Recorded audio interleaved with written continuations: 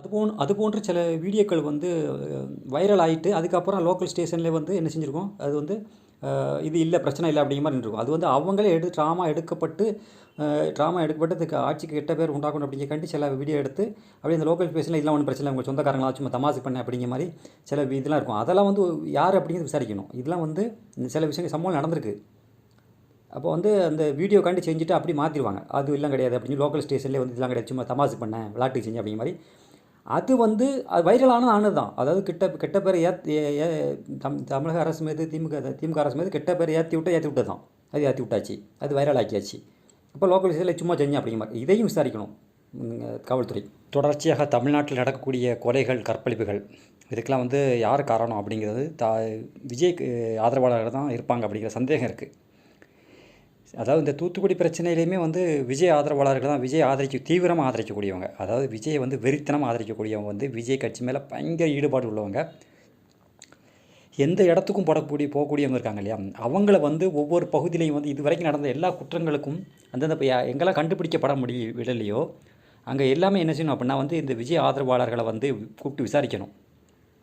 இது வந்து முக்கியமான செய்தி. இது வந்து ஏமுன்னா அவங்க தான் அந்த வெறித்தனமான, அதாவது திமுக ஆட்சிக்கு கெட்ட பேர் உண்டாகணும் அப்படின்னு சொல்லி கொடுக்கப்பட்ட பிஜேபி மூலியமாக கொடுக்கப்பட்ட அஜெண்டாவாக இருக்குமோ அப்படிங்கிற சந்தேகம் இருக்குது.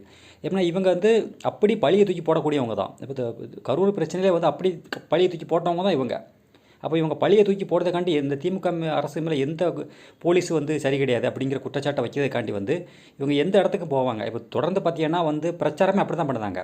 அதாவது கற்பழிப்பு, பெண்களுக்கு பாதுகாப்பு இல்லை, கொலை குற்றம், பெண்களுக்கு பாதுகாப்பு இல்லை, கொலை குற்றம், பின்ன இந்த மாதிரி பிரச்சாரம் பண்ணாங்க. அப்படிங்கும்போது இது வந்து அரசியலுக்காக வந்து திட்டமிட்டு இந்த மாதிரி செய்தாங்களோ அப்படிங்கிற சந்தேகம் தான் எழும்புது. சரியா, உறுதிப்படுத்தி சொல்ல சந்தேகம் எழும்புது. நம்ம சந்தேகம் எழும்பும், ஒவ்வொருத்தருக்கும் இந்த சந்தேகம் எழும்பும். இது வந்து காவல்துறைகள் வந்து விசாரிக்கும் போது வந்து விஜய் ஆதரவாளர்களை வந்து விசாரிக்கணும். விஜய் தீவிர ஆதரவாளர்களை வந்து விசாரிக்கணும், இப்படி செஞ்சுருப்பாங்களோ அப்படின்ட்டு. ஏன்னா அவங்களுடைய விஜய் ஆதரவாளர்கள் ஒவ்வொருத்தரும் நான் கொலை செய்வேன் அப்படின்லாம் சொல்லியிருக்காங்க. பல தடவை சொல்லியிருக்காங்க. நான் வந்து குடும்பத்துள்ளவங்களே கொலை செய்வாங்க அப்படின்ற மாதிரி சொல்லியிருக்காங்க. அப்போ அப்படிங்கிற அடிப்படையில் வந்து இவங்க எந்த இடத்துக்காலும் போவாங்க அப்படிங்கிறது இந்த போலீஸ் வந்து இது விசாரிக்கணும். விஜய் ஆதரவாளரை விசாரிக்கணும். இப்போ டெல்லியில் போய் விஜய் பேசினார் இல்லையா, அதுக்கு முன்னாடிலாம் பல டீலிங் இருந்திருக்கலாம். அதாவது திமுக அரசு மேலே வந்து குற்றச்சாட்டு, இந்த பாலியல் குற்றச்சாட்டும் மற்ற கற்பழிப்பு குற்றச்சாட்டு, பெண்களுக்கு பாதுகாப்பு இல்லை அப்படிங்கிறத வந்து சட்டம் ஒழுங்கு கெட்டு போச்சு அப்படிங்கிற அடிப்படையில் வந்து இவங்க பிஜேபி மூலிமா டீலிங் பேசி தமிழ்நாட்டில் இந்த இந்த அரசு மேலே வந்து ஒரு இது ஏற்படுத்தணும் அப்படிங்கிறக்காண்டி இவங்களே சில திட்டம் போட்டு செஞ்சுருப்பாங்களோ அப்படிங்கிற சந்தேகம் தான் ஏற்படுது. இந்த சந்தேகம் ஏற்படுது. இதை வந்து காவல்துறைகள் வந்து புரிஞ்சுக்கணும். அதே மாதிரி அந்தந்த பகுதியில் உள்ளக்கூடிய பக்கத்தில் உள்ளவங்க யாராவது வந்து, அதாவது நீங்கள் உங்களுக்கு தெரியும், அந்த வேறு யாராக இருந்தால் பார்த்தீங்கன்னா அவங்களை வந்து கவனிக்கணும்.